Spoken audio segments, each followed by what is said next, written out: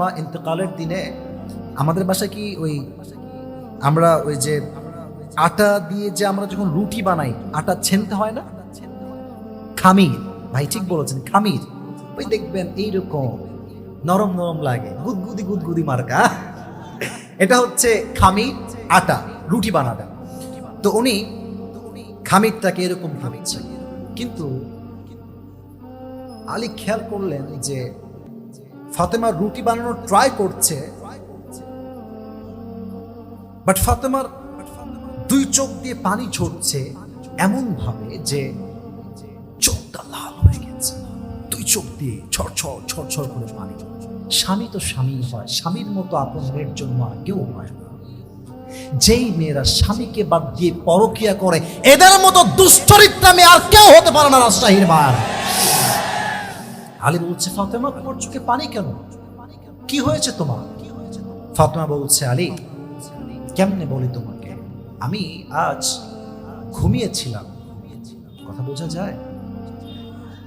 কথা বলেন, বোঝা যায়? ঘুমিয়েছিলাম শেষ রাতে তাহাজ্জুদের সময়। তো আমি দেখলাম আব্বাজানকে একটা অন্ধকার মাঠ হাঁটতেছে, and he's trying to find something, find out something, কিছুটা খুঁজতেছে। আমি গেলাম, আব্বাজান what happened, আপনি কি খোঁজেন, কি হয়েছে আপনার? আমার আব্বা আমার চেহারা দেখে একটা মুচকি হাসি দিলেন আর বললেন, ফাতেমা, আমি তো আমার কলিজার টুকরা মেয়ে ফাতেমাকেই খুঁজতেছিলাম। আম্মাজান, দুনিয়া আর থাকতে হবে না, আপনি আমার কাছে চলে আসেন স্বপ্নে। I repeat again, স্বপ্নে। আম্মা, দুনিয়ায় থাকতে হবে না, আমি আপনার অপেক্ষায় আছি, কাম অন, আপনি আমার কাছে আসেন আম্মাজান। এই স্বপ্ন দেখলাম যে আব্বা আমাকে ডাকছেন আর ঘুম ভেঙে গেছে। স্বপ্নের ব্যাখ্যা বলে দিচ্ছি। যদি আপনার বাপ মারা যায়, মুরব্বীরা আমার দিকে তাকান, যদি আপনার বাবা মারা যায়, বোন মারা যায়, ভাই মারা যায়, মা মারা যায়, আত্মীয় কেউ মারা গেছে, আর আপনি স্বপ্নে দেখছেন যে he is calling from the grave, come on, come to the grave, আপনাকে ডাকছে, আব্বা তুইও আমার কাছে চলে আয়। মা বলছে, বাবা তুইও আমার কাছে চলে আয়। বউ বলছে, স্বামী তুমি আমার কাছে চলে আসো, আমি বড্ড একা এখানে, তুমি আমার কাছে আসো। এই স্বপ্নের ব্যাখ্যা আসছে, your haya is going to over, your time is going to over, it's a very short time that you have, সময় খুব বেশি একটা নাই, কবরে যেতে হবে, এটাই হচ্ছে স্বপ্নের ব্যাখ্যা। আপনাকে কেউ ডাকলে এটা মিথ্যা হলে হতেও পারে, বাট নবী যাকে ডাকে এটা কি মিথ্যার কোনো আশঙ্কা? আরে ইয়ার বাদ করো, কোনো আশঙ্কা কি আছে? এবার তো আলী আর কান্না থামাইতে পারছে, এবার আলীও কাঁদতেছে, বলছে কয়েকদিন হলো নবীজি বিদায় নিয়েছে, কলিজাটা ছিঁড়ে যাচ্ছে, পুরো বুকটা আমার হাহাকার করে নবীর জন্য। আমি যদি এই মুহূর্তে আমার কলিজার টুকরা স্ত্রীকেও হারিয়ে ফেলে, আমি কাকে নিয়ে থাকবো দুনিয়াতে? ফাতেমা, ফাতেমা বলছে, আলী মনে রাখবার, পৃথিবীর সবাইও যদি হারিয়ে যায়, একজন কখনো হারায় না, তিনি আমাদের রব, তিনি আমাদের আল্লাহ। সবাই ভুললেও, সবাই ছাড়লেও আমার রব আমাকে ছাড়তে পারে না, আমার আমাকে ভুলতে পারে না, ঠিক কিনা বলে? ওই অবস্থায় রুটি বানাচ্ছে। তো আলী বলছে, ফাতেমা হয়তো তুমি আর বেশি দিন আমার কাছে নেই, থাকবা না, থামো, কাজ করতে হবে, রুটি রাখো, রুটি রাখো তুমি এখানে। ইস, আমি আপনাকে কেমনে বুঝাই, আমি আপনারা কোন ভাষায় বুঝাই, স্বামী স্ত্রী কেমন হওয়া দরকার আমি আপনাকে কেমনে বুঝাই?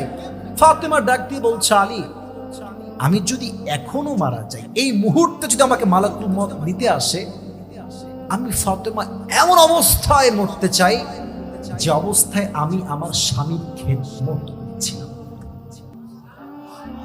সুবহানাল্লাহ, হয় নাই? আপনি ফাতেমার চিন্তা বুঝেন? এমন অবস্থায় মরতে চায় যেমন অবস্থায় সে স্বামীর খেদমত করছে, আটা গুনতেছে। তো কথা বলতে বলতে ফাতেমা বলছে, আলী যেতে তো হবেই, কুল্লু নাফসিন যায়িকাতুল মাউত, everyone has to take the test of death, সব গ্রহণ করতেই হবে, চাইলেও কেউ পালাতে পারবে না। তবে হ্যাঁ আলী, আমি তোমাকে শেষ 3টা কথা বলতে চাই। বলুন তো সবাই, কয়টা? This is called in Arabic ওয়াসিয়াত। শেষ তিনটা ওসিয়ত বলছে বলো, যা বলবা তাই শোনাবো। বলছে 1 নম্বর, স্বামী আমি ফাতেমার অনেক ভুল হয়ে গেছে, তোমার খেদমত করতে পারি নাই, হাসান হোসাইনকে ভালো করে মানুষ করতে পারি নাই, অনেক অবহেলা হয়ে গেছে, স্বামী হিসেবে তুমি ফাতেমাকে ক্ষমা করে দিও। আর আলী বলছে ক্ষমা? যেই বইয়ের কোনো ভুলই না তাকে আমি ক্ষমা করবো কেমন করে?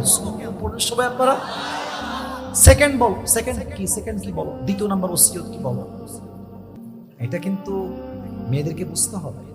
মেয়েরা বলে আমি মরে গেলে তুই বল কাউকে বিয়ে করবি না, আমাকে এখন লিখে দে। বলে না বলো। আরে অনেক মেয়ে তো ও কবে মরবে তার আগে স্বামীর মাথায় শেষ করে ফেলা। তুমি আমি মরে গেলে তুমি বিয়ে করবো না তো। একজন মেয়ে বলছে স্বামীকে যে अगर मैं मर जाऊंगा तो तुम क्या करोगे? तो हस्बैंड ने कहा यार अगर तुम मर जाओगे तो मैं पागल हो जाऊंगा। तो बीवी कहती है ठीक है पागल हो जाओगे ठीक है, लेकिन दूसरी शादी तो नहीं करोगे ना। तो हस्बैंड ने क्या जवाब दिया, यार मैं पागल हो जाऊंगा, पागल कुछ भी कर सकता है। মানে হচ্ছে বউ বলছে স্বামী আমি মরলে তুমি কি করবা? স্বামী বলছে আমি পাগল হয়ে যাব, তোমার বিচ্ছেদে তোমার বিরহে আমি পাগল হয়ে যাব। বউ বলছে পাগল হও ঠিক আছে, দ্বিতীয় বিয়ে করবা না তো? স্বামী বলছে ভাই পাগল তো যা চাই তাই করতে না। তো ফাতেমা বলছে আলী আমার মৃত্যুর পরে তুমি যাকে মন চায় তাকে বিয়ে করবা, তবে একটা শর্ত, আমার কলিজার টুকরা হাসান এবং হোসাইনকে সেই মা যেন এক চুল পরিমাণে কোনো আঘাত না করতে পারে, তোমাকে আমার ওয়াদা করতে হবে। আদর্শ কাকে বলে? বিয়ে তুমি করো, no problem at all, but আমার 2 সন্তান হাসান এবং হোসাইনকে কেউ যেন এক চুল পরিমাণ আঘাত না করতে পারে। আল্লাহু আকবার। 2টা ওসিয়ত আলী বলছে যাও কাটটুকাট আদায় করবে, নো প্রবলেম, 2টাই আদায় হবে। থার্ডটা বলো, এটা বড় ডেঞ্জারাস, অনেকে জানেন, আমি আবারও রিপিট করছি, এটা বড় ডেঞ্জারাস। বলছে আলী আমার লাশ, আমার জানাজা কেউ আসবে না, তুমি হবা ইমাম, আমার 2 সন্তান হবে আমার জানাজার মুসল্লি। আলী বলছে কি বলি, সব ঠিকঠাক, বাট তুমি তো কোনো সাধারণ নারী নও, তুমি নবীজির একমাত্র কলিজার টুকরা ফাতেমা, যার দ্বারা নবীর বংশ বিস্তার হয়েছে। সুবহানাল্লাহ। আমার তো সবাইকে ডাকতেই হবে ফাতেমা, আমি তো পারবো না কাউকে না ডেকে ডাকতে। ফাতেমা বলছে আলী তুমি ডাকবা কেন? আমি ফাতেমাকে আমার বাবা বলেছে ফাতেমা পর্দা এমন ভাবে করবা যেন তোমার দেহের কোনো একটা অঙ্গ প্রত্যঙ্গের ভাঁজ কেউ বুঝতে না পারে। পর্দা এমন ভাবে করবা তুমি কি চিকন না মোটা কেউ বুঝতে পারবে না। পর্দা এমন ভাবে করবা তুমি কি লম্বা বাঠু গুঠু না মিডিয়াম অফ হাইট কেউ বুঝবে না। আমি ফাতেমা পুরোটা জীবন এমন ভাবে পর্দা করেছি আমার দেহের চামড়া দেখবে কেউ ये तो बहुत बहुत बहुत दूर की बात है मेरे दोस्त।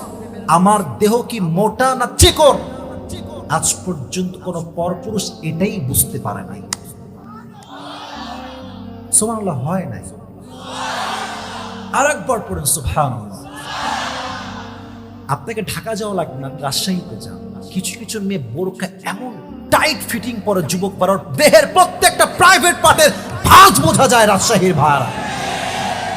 যে মেয়েরা এরকম উলঙ্গ মার্কা বোরকা পরেন, বিনয়ের সঙ্গে বলছি আপনার বোরকার দরকার আল্লাহর 1 পয়সাও নাই। আপনি জিন্সের প্যান্ট আর টি শার্ট পরেই করেন, বাট বোরকাকে আপনি আর অবমূল্যায়ন করবেন না যুবক ভাইরা, ঠিক কিনা বলে? বলছে খবরদার কাউকে ডাকবেন। আলী বাধ্য হয়ে বলছে ঠিক আছে আমি হব ইমাম, হাসান হুসাইনই হবে তোমার মুসল্লি। বের হয়ে গেছে, এসে খবর ফাতেমা হ্যাজ গন, ফাতেমা আর নাই। গোসল দেওয়া হলো, লাশ নিয়ে আলী যাচ্ছে কবরস্থানের দিকে। আচ্ছা লাশের খাটিয়ার যে পা হয় 3টা হয় না 4টা হয়? Right answer, I got the right answer from you all. আবার বলেন 3টা না 4টা? সামনে ধরেছেন আলী, পেছনে হচ্ছে হাসান এবং হুসাইন, মোট 4টা পা, কিন্তু মানুষ বুঝি নাই। বলেন সবাই কয়টা? আর একজনের দরকার আছে না? ডাকতে পারছে না কেন? ওই যে মানা করেছে, খবরদার কাউকে ডাকবা না।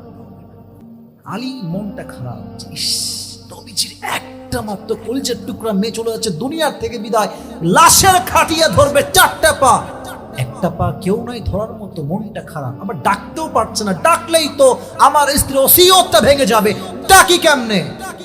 হঠাৎ করে দেখছে দূর থেকে একজন সাহাবী, ইসমুহু আবু যর গিফারি রাদিয়াল্লাহু তাআলা আন, দৌড় দিয়ে আসছে। আলী তো ভাবছে কি রে, যদি এসে বলে মান হাদিহিল মাইয়িত, আমি আবারও বলছি কথা বুঝবেন, যদি এসে বলে মান হাদিহিল মাইয়িত, এই লাশটা কার? যদি বলি এটা ফাতেমার লাশ, ওসিয়ত ভেঙে যাবে। আর যদি বলি এটা ফাতেমার লাশ নয়, মুসলমান সব বলতে পারে, বাট জবান দিয়ে মিথ্যা কথা উচ্চারণ করতে পারে না। আমি কি বলবো? টেনশন করছে। আবু যর গিফারি দৌড় দিয়ে এসে ডান খাটিয়ার পা ধরে বলছে, আলী লা তাহজান, never feel depressed, don't be upset, don't be frustrated, হতাশ হও না আলী, আমি কারোর থেকে সংবাদ পাই নাই, আল্লাহ নিজেই আমাকে তোমার কাছে পাঠিয়ে দিয়েছে। 4 জন মিলে রওনা হয়েছে কবরের দিকে। কবর খনন করা আছে। লাশ যখন রাখবে, Abu Zar Ghifari just he was thinking like this, এমনে ভাবতেছেন যে মান হাদিহিল মাইয়িত, এই লাশটা আসলে কার? মন থেকে জবাব আসছে, এই লাশটা হচ্ছে জান্নাতের একমাত্র নারীদের সর্দারিনী ফাতেমার লাশ। এই লাশটা কার? এমন একটা মেয়ে ফাতেমা, সাইয়্যিদাতুন নিসাই আহলিল জান্নাহ। এই লাশটা কার? এটা এমন এক মায়ের লাশ, যেই মা জান্নাতে সমস্ত যুবকদের সর্দার হাসান এবং হোসাইনের মা। এই লাশটা কার? জবাব আসছে, এটা দো জাহানের সর্দার মুহাম্মদুর রাসূলুল্লাহ সাল্লাল্লাহু আলাইহি ওয়াসাল্লামের একমাত্র কলিজার টুকরা মেয়ে ফাতেমার লাশ। সুবহানাল্লাহ। আবু যর গিফারি ডাক দিয়ে বলছে, কবর খবরদার, এমন একজন মাইয়াতকে তোমার কবরে রাখলাম যে সমস্ত জান্নাতের যুবকদের সর্দার হাসান এবং হোসাইনের মায়ের লাশ।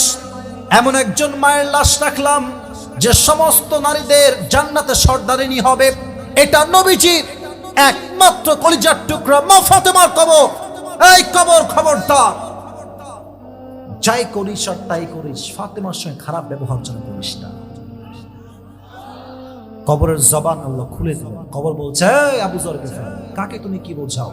এটা এমন এক কবর, আই রিপিট এগেন, আমি আবারও বলছি, এটা এমন এক কবর যেখানে বাপের পরিচয় চলে না, মায়ের পরিচয় চলে না, সন্তানের পরিচয় চলে না, নেতার পরিচয় চলে না, জেলার পরিচয় চলে না, কোনো বিভাগের পরিচয় চলে না, কোনো বাপ বা নেতার কোনো খবর থাকে না। এই কবর তার সঙ্গে ভালো ব্যবহার করবে যার পরিচয় নয়, যার আছে ভালো আমল। আল্লাহর হাবিব বলেছেন, ফাতেমা হচ্ছে আমার কলিজার টুকরা। যে ফাতেমাকে খুশি করে সে যেন আমি আল্লাহর নবী আমাকেই খুশি করে, আর যে তাকে কষ্ট দেয় সে যেন আমি নবীকেই কষ্ট দেয়। আল্লাহু আকবার। আরেকটা হাদিস শুনলে আরো ভালো লাগবে, এটা খুব সুন্দর হাদিস। Fatema خلقت حورية في صورة إنسية. Fatima is made in paradise, created in the human stature. Fatema হচ্ছেন দুনিয়াতে একজন নারীর রূপে জান্নাতি হুরের সাদৃশ্য।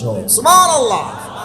মানে জান্নাতের হুর যতটা সুন্দর, তারা তো হুর নূরের তৈরি, ফাতেমা মাটির তৈরি।